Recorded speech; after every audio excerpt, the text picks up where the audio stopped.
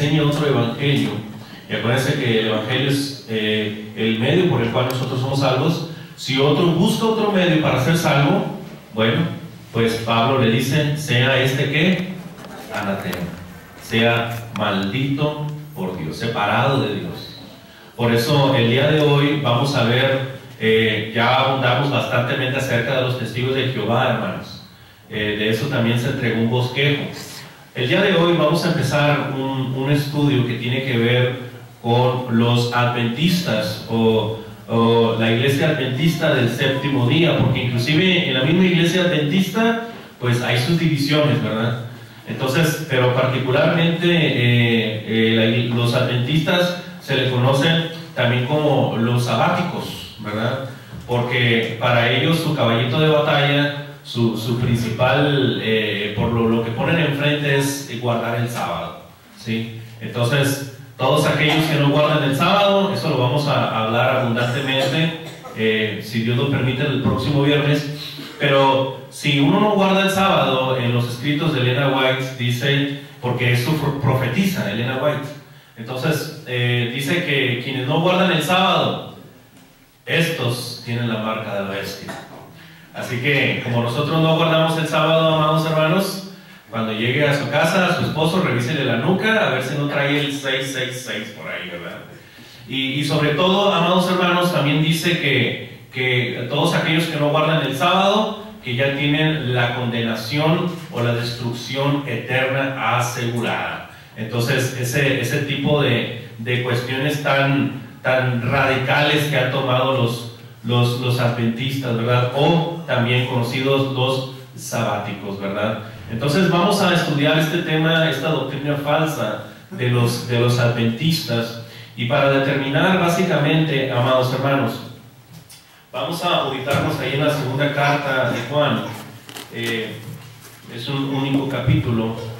Vamos ahí en la segunda carta de Juan, versículo 9. Dice la palabra, ayúdenme por favor a leer el versículo 9, hermanos. Cualquiera que se extravíe no persevera en la doctrina de Cristo, no tiene a Dios.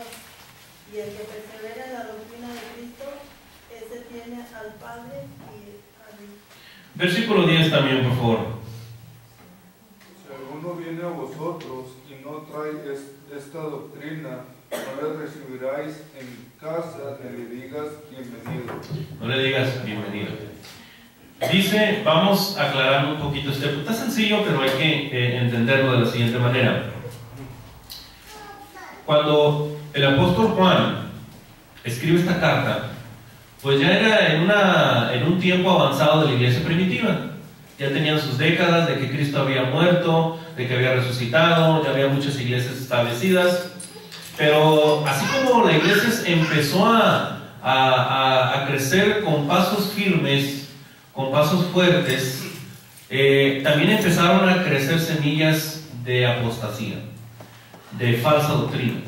Entonces, aquí el apóstol Juan lo que dice que el que no persevera en la doctrina de Cristo, este no tiene a Dios. Quiere decir que el que no sigue la doctrina de Cristo no tiene comunión con Dios.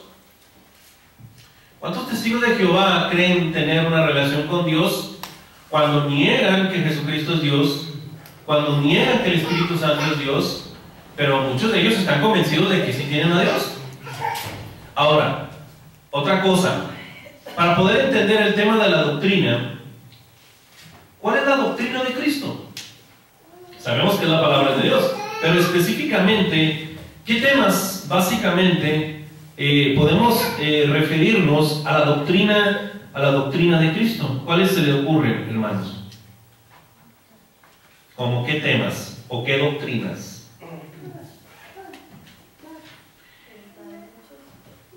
A ver, mencionen. La parece que hay muchos. Bueno, mencionen uno o dos.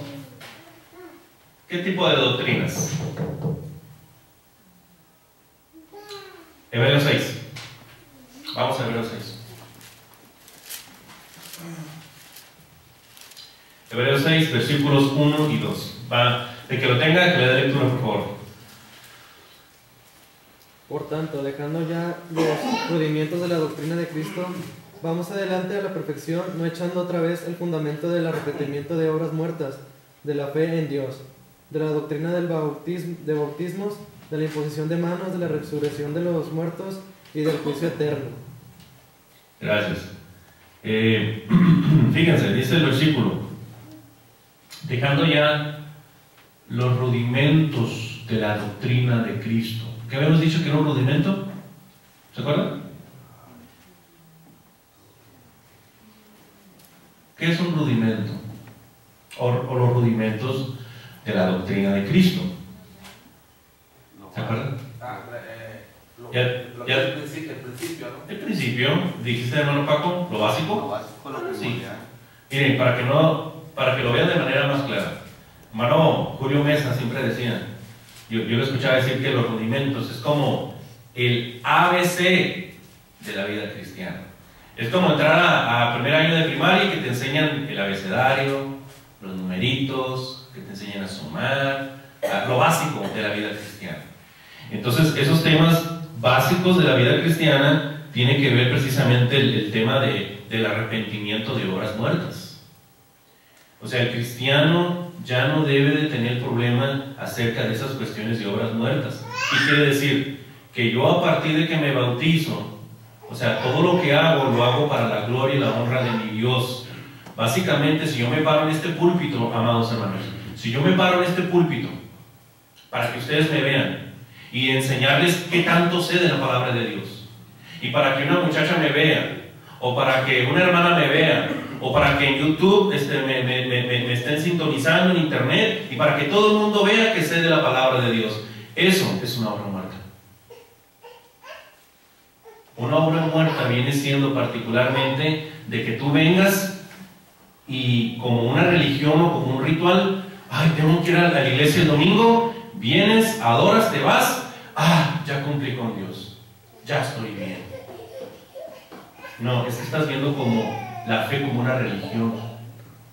Y básicamente viene a constituirse una obra muerta. Pero cuando yo hago para la gloria y la honra de Dios absolutamente todo, cuando yo ayudo a un hermano, lo hago por Cristo. Cuando le predico a alguien, lo hago por Cristo. Cuando me levanto en la cena del Señor el domingo, lo hago por Cristo. Participo de la cena del Señor por Cristo. Cuando todo lo hago por mi Dios, viene a constituir una obra viva. Hermanos, el cristiano ya no debería, el cristiano ahorita no debería tener este problema ahorita. Y no solamente eso, dice también la fe en Dios, los temas doctrinales de la fe.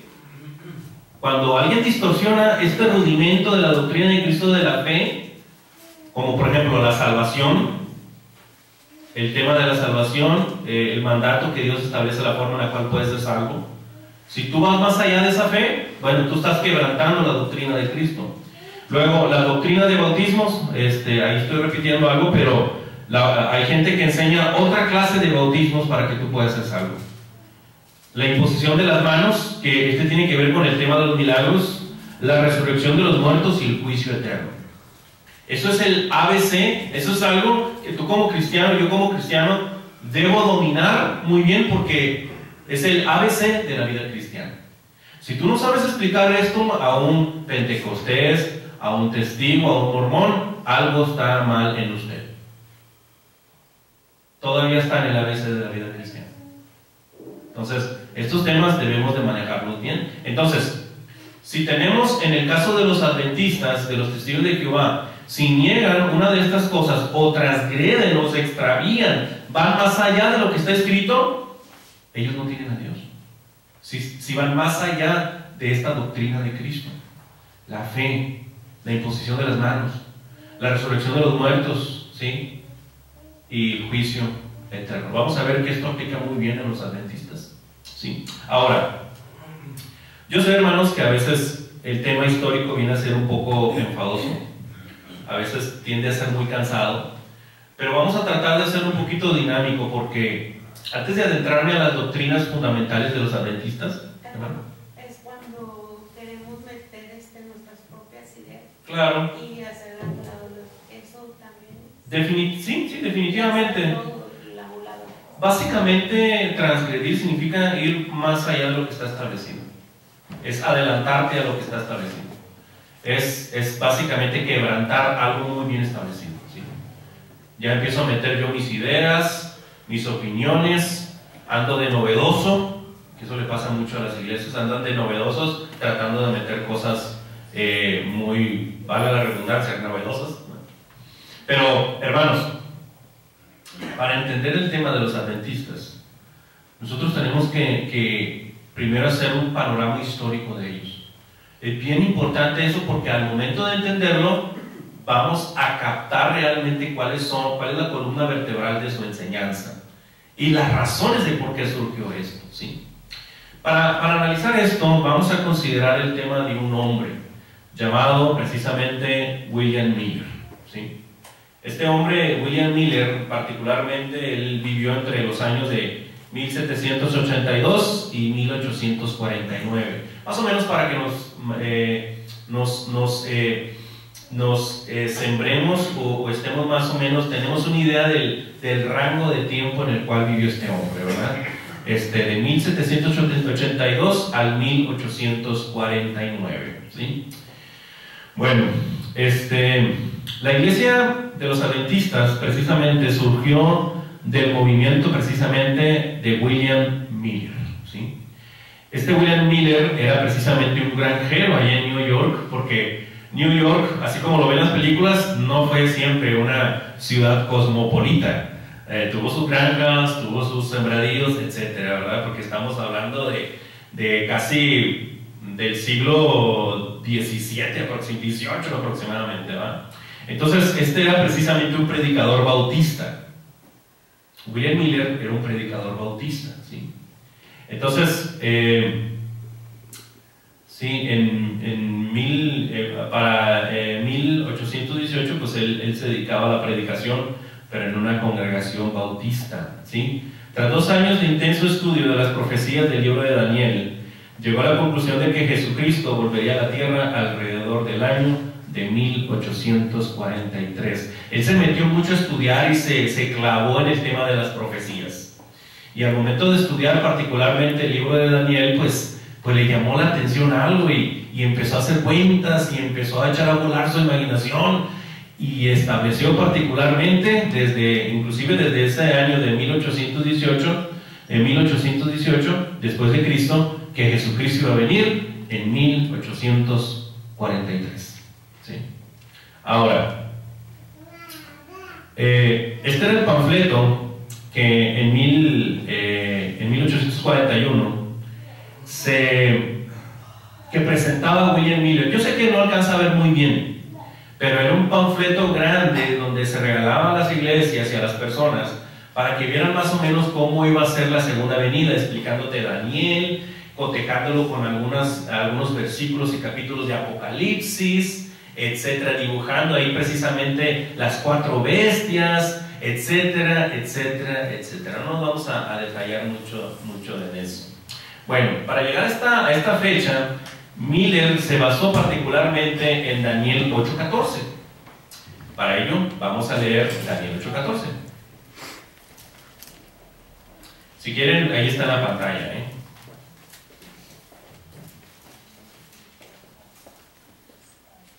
¿Me ayudan a leerlo, por favor, hermanos? Y él dijo, hasta 2300 tardes y mañanas, luego el santuario será purificado. Gracias. Fíjense, hermanos, aquí tenemos un número, y ese número son 2300, ¿sí? Aquí Daniel en una visión está diciendo que son tardes y mañanas. Uno podría entender, pues se refiere a días, ¿verdad? Pero como Miller dijo, seguramente es algo simbólico, y seguramente un día se va a referir a años y no días. Entonces dijo, esos 2300 se refieren particularmente ¿a qué? A años. Entonces se puso a hacer cuentas y de acuerdo a un dato histórico bien comprobado, cuando se da por parte de Artajerjes primero, él saca un decreto en el cual permitió a los judíos regresar a Jerusalén y a reconstruir el templo. La fecha que se toma en cuenta, o la fecha que tomó Miller, fue el año del 457 antes del nacimiento de Cristo. Ahora, ¿cómo fue que Miller hizo las cuentas? Bueno, saquen su teléfono y vamos a utilizar su calculadora para que ustedes me ayuden. ¿Sí? Ok. ¿Ya? Bueno, vamos a poner la cantidad de los años que dijo. ¿Cuántos? 2300 años. Pongan 2300. Y acuérdense que el 457 era antes de Cristo, ¿sí? Era antes de Cristo. O sea, ese 457 va a funcionar como un año cero, que a partir de ahí va a contar 2300. Así que a ese 2300 le vamos a restar 457.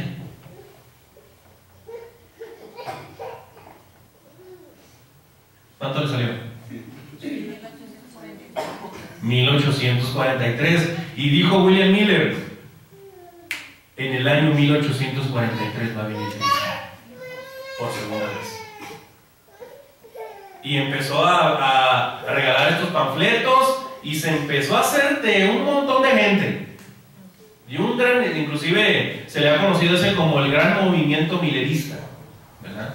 Cristo va a venir en 1843 y desde 1818 él empezó a enseñar esto, pero cuando empezó a tomar fuerza fue como en el 1831.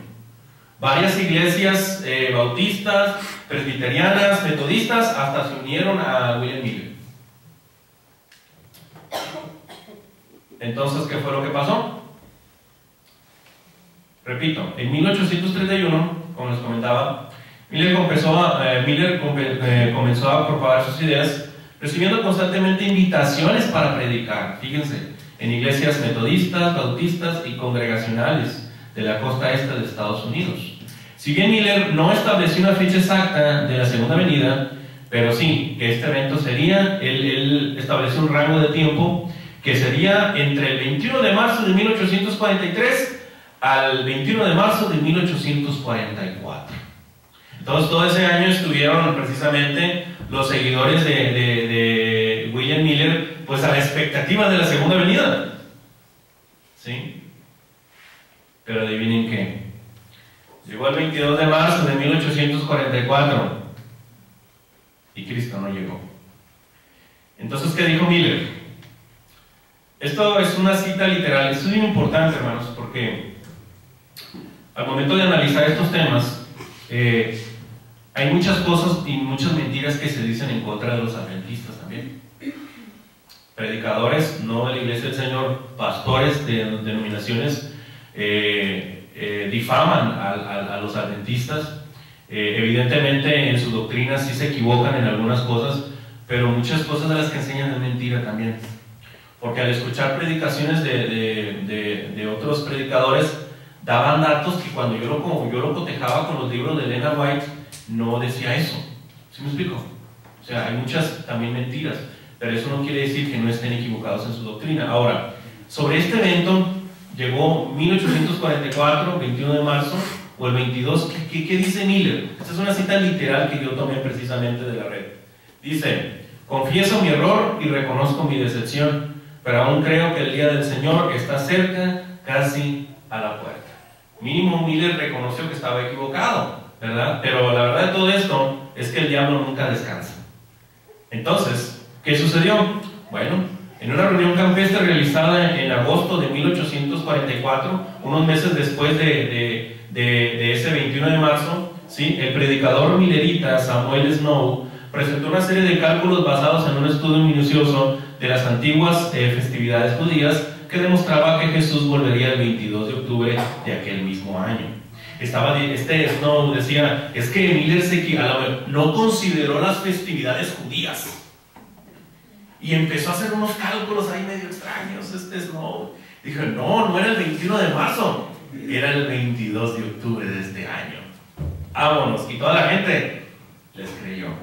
Ahora, sus cálculos fueron aceptados con entusiasmo del movimiento. El 22 de octubre de 1844, 250,000 personas esperaron ansiosos precisamente la segunda venida de Cristo. Y como dice nuestra hermana Tere, Llegó el 23 de octubre de 1844 y Cristo no vino. ¿Sí? ¿Qué dijo Miller sobre eso? ¿Qué dijo Miller? Porque todavía hizo un comentario al respecto, ¿no? Y él dice precisamente, nosotros esperábamos el regreso personal de Jesús en este tiempo. Y ahora sostener que no nos equivocamos sería deshonesto. O sea, está siendo sincero, ¿verdad? Pero a veces ser sincero, pues no basta, porque se puede estar, como la iglesia adventista lo está en este momento, sinceramente equivocados. Dice, y ahora sostener que no nos equivocamos sería deshonesto. No tengo ninguna confianza en ninguna de las nuevas teorías que han surgido de nuestro movimiento. Empezaron a establecer otras fechas, pero ya el mismo Miller ya no les hacía caso. Dije, no, es que estamos haciendo algo incorrecto, a lo mejor estoy mal, por así decirlo, ¿verdad? Pero repetimos la frase, el diablo nunca descansa. Y de cada cosa se aprovecha el diablo. Por eso traté de implementar esta cuestión histórica, hermanos, pero más que ver la actuación de estos hombres, porque si esto es algo tremendo, lo que va a venir es más tremendo, porque esa semilla de transgresión de la voluntad y del mandamiento de nuestro Dios se va a proliferar. Vamos a ver enseguida, ¿sí? Cuando nada extraordinario ocurrió aquel día, los mileritas quedaron profundamente decepcionados. El acontecimiento pasó a ser conocido como el gran chasco o el gran fiasco. Inclusive dentro de la historia de los Estados Unidos, en la historia que dan en sus escuelas, mencionan este evento porque amasó a un montón de gente y fue un gran boom en aquel momento de que Cristo iba a venir y los Estados Unidos estaban bien motivados en esperar esta venida. ¿Sí? La gente se emocionó, la gente lo esperaba. ¿Sí? Ahora, la mayoría de los creyentes abandonó este movimiento, ¿sí? Pero un grupo pequeño siguió el movimiento milerista y serían sus ideas doctrinales que darían los cimientos de la iglesia adventista del séptimo día, y estos pioneros, fueron tres personas que vamos a enlistar enseguida. Es decir, después de estos acontecimientos, William Miller nunca tuvo la intención de fundar una iglesia. Es lo primero que debo decir, ¿sí? Pero lo que él enseñó, él sembró la semilla en muchas personas, y esa semilla que se sembró en los corazones, en sus seguidores, hizo que el diablo las hiciera florecer, y de manera tremenda, ¿sí? Ahora, el primero que quiero mencionar se llama Hiram Edson, ¿sí? Este hombre vivió de 1806 a 1882, ¿sí? Es como así decirlo, como uno de los padres de la iglesia adventista, ¿sí? Hiram Edson. Este hombre particularmente, él estaba leyendo una biografía de él creía que precisamente tenía poder, que podía sanar a las personas. Entonces hay muchos testimonios que así lo dicen. No sé qué tan ciertos sean esos testimonios, pero él se creía precisamente alguien especial al sanar a las personas, ¿verdad? Bueno, ¿por qué decimos que este hombre tuvo que ver con esta idea y con ese liderazgo para crear la iglesia de los adventistas? Bueno, Hiram Edson encabezó un grupo continuo estudiando precisamente las profecías bíblicas y particularmente las ideas de William Miller, llegando a la conclusión de que los cálculos de Miller eran correctos, pero había errado en la interpretación de la purificación del santuario mencionado en Daniel. Es decir, Edson enseñó que Miller nunca se equivocó, nomás que le dio un enfoque distinto, ¿sí? Y entonces, ¿qué fue lo que pasó? Bueno, basándose en pasajes como en Hebreos 8 y capítulo 8 y capítulo 9, Daniel 8 y 9, ahí haciendo una mezcolanza medio extraña, llegaron a la conclusión de que existe un santuario literal en el cielo, donde Cristo ministra como sumo sacerdote y mediador, ¿sí? ¿Qué más dice? Bueno, así que en 1844 Cristo había comenzado la purificación del santuario celestial ingresando al lugar santísimo para realizar un juicio investigador en el que se examinarían los nombres registrados en el libro de la vida. ¿Qué quiere decir esto? Está diciendo que Cristo, nuestro Señor, en el año de 1844, el 21 de marzo de 1844, Él pudo ingresar en el templo, en el tabernáculo celestial, y empezó a interceder por cada uno de nosotros. A partir de 1844. Pero, eso lo vamos a ver más detalle en sus doctrinas. Parte de la enseñanza de ellas es que, precisamente, que dicen que cuando vino Cristo y que cuando fue clavado en la cruz, eso lo vamos a ver más adelante, en un estudio posterior, enseñan que esa crucifixión no fue para perdón de pecados, sino para clavar la ley, pero la ley ceremonial, la ley moral no. Ellos enseñan eso. La ley moral sigue vigente, ¿sí? Por eso hacen mucho énfasis los adventistas en guardar los 10 mandamientos. Nosotros estamos minimizando el tema de los 10 mandamientos, pero cuando Cristo vino hizo mejores las cosas. Y si bien la ley, hermanos, tenía que ver con cuestiones de naturaleza externa, particularmente, ¿sí? Sabemos que al llegar Jesucristo, Jesucristo dignificó la ley, elevándola a un rango mucho más superior, ¿sí? Ofreciendo mejores cosas, un mejor mandamiento, ¿sí? Ahora, está diciendo este hombre, Edson, que Jesucristo precisamente, Él entró en el tabernáculo del cielo en 1844. ¿Qué hizo todo ese tiempo? No lo sé, pero eso es lo que enseñan. Y que esa ley solamente iba para aplicar para adventistas, no para los demás. Y que en el día final, que ahorita nadie está a salvo, es lo que enseña. Porque Él está, en el día final, Él precisamente va a hacer un juicio, o en este momento está haciendo un juicio investigador. Es una de las doctrinas que ellos enseñan. Que ahorita nadie es salvo. Y que al final precisamente Dios va a decir quiénes van a ser salvos. Parecía ser una doctrina, pareciera que pudiéramos de cierta manera estar de acuerdo, ¿sí? Pero la verdad es que la palabra de Dios nos enseña que cuando nosotros nos bautizamos somos salvos del pecado. Somos salvos precisamente. El bautismo que corresponde a esto ahora nos salva. La palabra de Dios claramente dice que nos salva el bautismo. Pero ellos enseñan que no hay salvación ahorita, ¿sí? Que la crucifixión del Señor, que la fe en el Señor no nos perdona de pecados. Eso es lo que enseñan ellos. Porque va a haber un único juicio, ¿sí? En ese juicio investigador, donde precisamente Dios va a decidir los que van a ser salvos y los que no van a tener una destrucción total.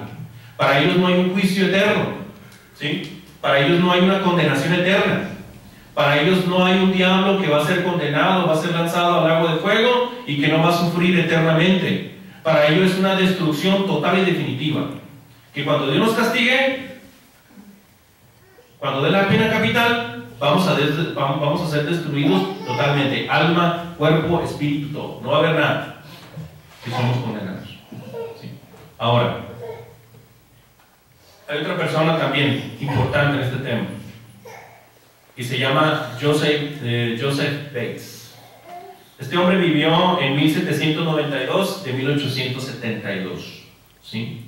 Más o menos ese rango de tiempo. Este hombre particularmente que ven aquí, ¿verdad? Joseph Bates, era un marino jubilado que prácticamente había invertido la mayoría o la mayor parte de su fortuna en la propagación del mensaje de William Miller. En 1845, ¿verdad? Cuando Miller dejó el movimiento, cuando se desterró, ya no quiso saber nada de lo que había enseñado, les digo, surgieron otros hombres que siguieron con la idea de Miller, a pesar de que Miller ya no estaba, ¿sí? Uno de esos seguidores de este movimiento fue Joseph Bates. En 1845 llegó a la conclusión de que el sábado debía ser observado como día de reposo, ¿sí? Y se convirtió en su principal promotor dentro del movimiento adventista. Por eso los adventistas, también llamados sabáticos, es su caballito de batalla el sábado, precisamente porque este hombre luchó hasta donde pudo para que se respetara el sábado. Fue este hombre particularmente, Joseph Bates. ¿De dónde lo tomó? Bueno, esta creencia había sido adoptada de los bautistas del séptimo día, porque antes de los adventistas había bautistas que creían precisamente en el séptimo día, ¿verdad? De ahí lo retomó él y fue aceptado progresivamente por los demás líderes adventistas, y creo que es el común denominador de todos los adventistas, porque inclusive vamos a ver a la iglesia adventista como un todo, porque la misma iglesia adventista tiene sus divisiones, ¿sí? Y una de esas divisiones es la iglesia adventista del séptimo día, y hay una iglesia adventista que se llama Iglesia de Dios del séptimo día, ¿sí? Y así podemos dar una lista, ¿verdad? Hay, entre ellos mismos hasta se hacen sectas, ¿verdad? Así en pocas palabras. Ahora vamos a entrar a alguien que ustedes conocen: James White y Helena Harmon. Bueno, vamos a hablar un poquito de ellos.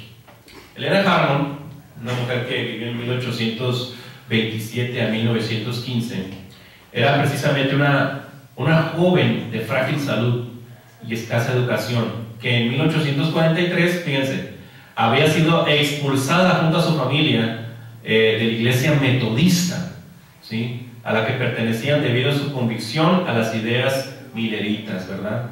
En 1844, mientras participaba en una reunión de oración junto a algunas amigas, experimentó un estado de trance durante el que afirmó haber visto a los mileritas en un camino estrecho que conducía a la Nueva Jerusalén. Bueno, después de experimentar una segunda visión, o sea, tuvo un montón de visiones, ¿verdad? Ellen comenzó a hablar con pequeños grupos de creyentes mileritas diciendo que, de acuerdo a su primera visión, estaban en el camino correcto y debían permanecer fieles. En 1845, Ellen conoció a James White, quien durante algún tiempo la acompañó a las reuniones donde compartía sus visiones, y se enamoraron. ¿Cómo ven? James y Ellen se casaron en agosto de 1846 y junto a Bates organizaron una serie de conferencias en Nueva Inglaterra, Nueva York, etcétera, ¿verdad? Para fines de la década del 40 forjaron las creencias centrales del movimiento adventista. A esta mujer la conocemos como la famosa Helena White, ¿sí? Pero primariamente su apellido de soltera era Harmon, ¿sí? Casada, pues viene a ser Helena White o Helena de White, ¿sí? Durante el resto de su vida, Helena White refirió haber recibido más de 2000 visiones que registró mediante una extensa producción literaria. Y eran las cantidades, ojalá algún día Dios me dé el tiempo. Y un montón de literatura esta mujer, un libro de 1000 páginas, otro de 500, 600, era una escritora prolífica, escribía mucho, hermanos. Espero algún día pueda leerlos, pues, para ver los detallitos que tiene, ¿verdad? Y básicamente ver los errores que tiene. Entonces, su rol profético fue aceptado progresivamente por la mayoría de los creyentes adventistas, y sus conferencias y escritos llegaron a ser fundamentales para el desarrollo inicial de la denominación. Esto es bien importante, hermanos, y esto es cierto. Cuando usted tenga chance, bueno, mejor no lo recomiendo, pero le digo, cuando yo preparo un tema, me gusta ver otras opiniones, ¿sí? A veces hay alguna idea histórica que estoy escapando, ¿sí? Pero no es mi base. Cuando preparé el tema, porque es un tema que vamos a tratar, el tema del Hades, para ellos no existe el Hades, para ellos no existe el infierno, ¿sí? Entonces, escuchando un predicador adventista, me llama la atención de que cuando empieza a predicar, este predicador empieza a citar unos comentarios de Josefo, y su predicación duró como 40 minutos, se llevó 20 minutos, fíjense, 20 minutos hablando de las profecías de Helena White y la perspectiva de Helena White, ¿verdad?, acerca del infierno y del Hades. Ya los últimos minutos que le quedó, entonces lo cotejó con la parábola del rico y Lázaro, pero para refutar de que eso era un cuento, era una historia, era algo que no era cierto, es decir, ¿sí? Entonces, para eso utilizaron a Elena White, para eso utilizaron los escritos de Josefo. ¿Sí? Ahora, estos personajes establecen la columna vertebral de la iglesia adventista. Vamos a un pequeño resumen de esto, ya vamos a concluir, hermanos. Hiram Enson, ¿sí?, reinterpretó la profecía de Miller y dijo que Jesucristo, en vez de venir a la tierra en esa fecha, entró en el lugar santísimo del templo celestial para iniciar un juicio de obras de todos aquellos que creyeron en él. Esto se conoce como el juicio investigado. Eso es lo primero. Segundo, Joseph Bates insistía en guardar el séptimo día o sábado como parte del paquete completo que consistía en guardar los mandamientos de Dios. ¿Sí? Elena White enfatizaba el espíritu de profecía o testimonio de Cristo, que según ellos tenían que estar presente en la iglesia remanente. Por iglesia remanente se entiende la última parte de la verdadera iglesia antes de la segunda venida, basado en Apocalipsis. Así, con estos, inclusive James White tuvo algo muy importante que hacer. Iba a ser el esposo de Elena White iba a ser el primer presidente de la iglesia adventista, pero él declinó para dárselo a un pastor metodista. Fíjense cómo las mismas religiones están: presbiterianos, estaban bautistas, metodistas. Gracias a Dios no se menciona la iglesia de Cristo por ahí, ¿verdad? Entonces, así es como se funda la iglesia de los adventistas. Ellos tienen una sede central, precisamente en Estados Unidos, en Maryland. Y algunos datos importantes que debemos de mencionar de esta.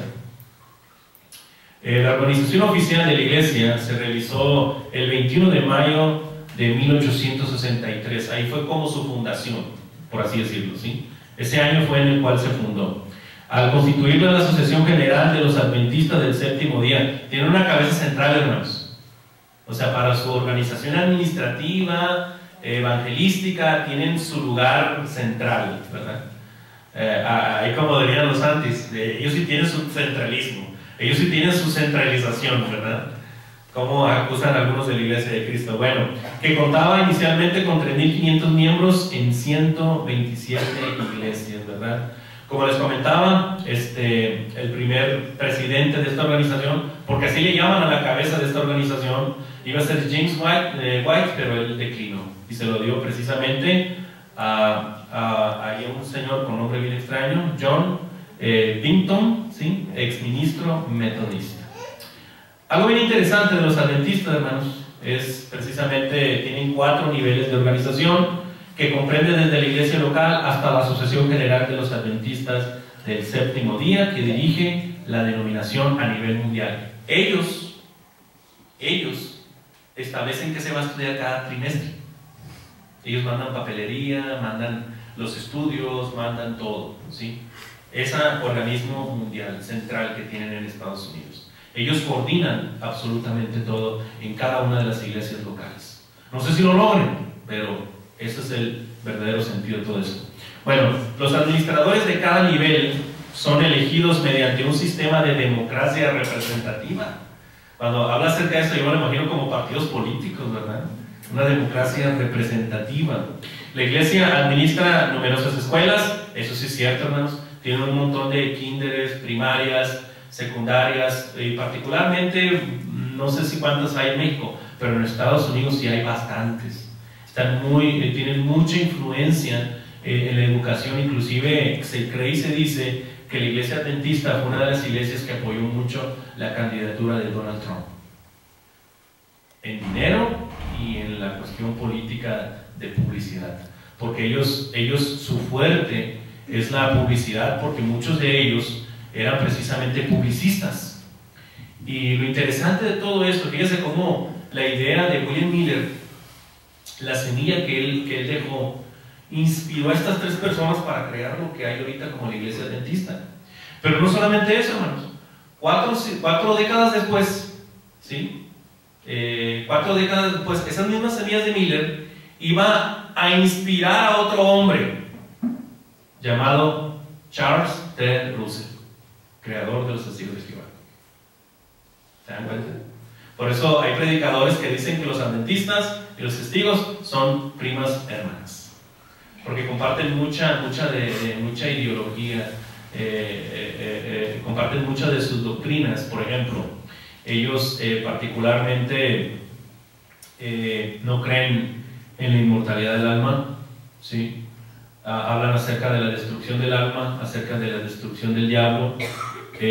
Utilizan particularmente escritos de sus profetas y los comentarios a la Biblia que tienen son los escritos de sus profetas, y si uno va más allá de lo escrito por sus profetas, pues uno está transgrediendo la voluntad de Dios, ¿verdad? Entonces hay muchas cosas que tienen de parecido, ¿verdad? Entonces les digo, tienen escuelas, tienen universidades, tienen hospitales, tienen clínicas a nivel mundial, ¿sí? Tienen casas editoriales en todo el mundo, así como una organización humanitaria. Inclusive hay testimonios de adventistas que yo he escuchado que el viernes, por ejemplo, ustedes saben que el sábado, ¿verdad? Es su caballito de batalla el sábado. Entonces, pero ellos tienen una tal devoción por el sábado, hermanos, para adorar a Dios, que desde el viernes se preparan la comida que van a comer el sábado, preparan su ropa, preparan todo para el sábado adorar a Dios. Inclusive hay unos que dicen que hay familias que se juntan para esperar el sábado, cada sábado juntos, y en el primer hora del sábado o del día de reposo, ellos empiezan a adorar a Dios en sus casas. Es una reverencia y un respeto tremendo, hermanos, pero desafortunadamente sus doctrinas están totalmente equivocadas. Entonces, amados hermanos, son cosas que a nosotros nos deben de motivar. Nosotros que presumimos y que tenemos la sana doctrina, nosotros debemos de ser esos que apreciemos el día en el cual se adora a Dios. De eso vamos a hablar en su debido momento. ¿Por qué adoramos el primer día de la semana? ¿Cuáles son las razones? ¿Hay mandamiento para adorar el primer día de la semana? Bueno, eso lo vamos a descubrir en otro día, en otra clase. Entonces, solamente como un dato curioso, los adventistas han sido muy cuidadosos en cuidar muchos aspectos cuidar mucho su aspecto personal. Ellos fueron los primeros en preocuparse en esas cuestiones, porque si bien la palabra de Dios dice que nuestro cuerpo es el templo del Espíritu Santo, ellos se han dedicado precisamente y se han especializado precisamente en que sus miembros tengan una buena alimentación. Siempre, inclusive, no sé si actualmente practican el vegetarismo, pero en un principio sí era así, hermanos. Entonces, algunos de manera muy extrema, algunos no tan extremos, liberales, pero ellos cuidan mucho su aspecto personal en esa cuestión, a tal grado que no sé si ustedes conozcan la marca de cereal Kellogg's. Bueno, no me acuerdo el nombre completo, pero Kellogg's es el apellido del hombre que inventó el cereal, o ese tipo de cereal, y era un adventista. Ya después se hizo tan famoso que se vendió la marca, y ahorita no sé si lo tenga la compañía de Coca-Cola, ¿verdad? FEMSA, no sé, creo que en México se llama FEMSA, no sé cómo está, pero vendieron la marca. Pero los iniciadores de esta práctica fueron los adventistas, de dar desayuno a los niños a través del cereal. Entonces ellos han aportado mucho al mundo, han aportado mucho en cuestiones humanitarias, pero es muy importante que nosotros entendamos que en la cuestión del sábado ellos están equivocados. En la cuestión precisamente de Jesucristo como sumo sacerdote y como el mediador y como el que nos perdonó pecados, también están equivocados. Están equivocados también, amados hermanos, en confiar plenamente en una falsa profeta, con el debido respeto lo digo, en una falsa profeta llamada Elena White, en un tiempo donde ya no es necesario profetas, porque la palabra de Dios enteramente dada y explicada la tenemos en las Sagradas Escrituras. Entonces son temas que vamos a ver el próximo viernes, si así Dios lo permite. Hermano Mario, ¿quieres comentar algo? ¿Perdón? Kellogg's lo maneja Quaker. ¿Quaker? Ok. La Vega. La compañía Quaker, yo creo que vendieron la marca, ¿no? Pero los que empezaron precisamente esta iniciativa de dar alimentos saludables a los niños a través de los cereales, o este boom de los cereales, fue gracias a los adventistas. ¿Sí? Así que si le gusta el cereal del gallito, fue gracias a los adventistas. Bueno, hermanos, que Dios les bendiga y vamos a dejarle lugar a nuestro hermano Rentería. Adelante, hermano.